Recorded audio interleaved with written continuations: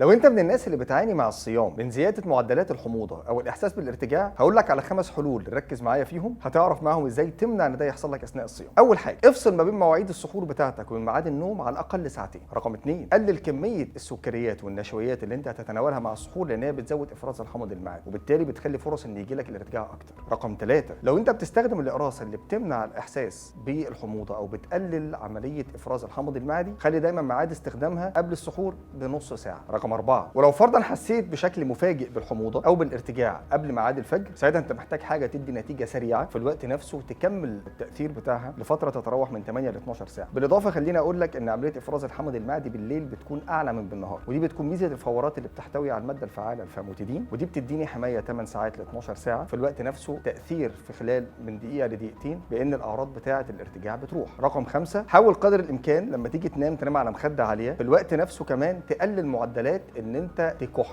لان كل ما هتكح كل ما تزود افراز الحمض المعدي معاك. افتكر ان صحتك اهم.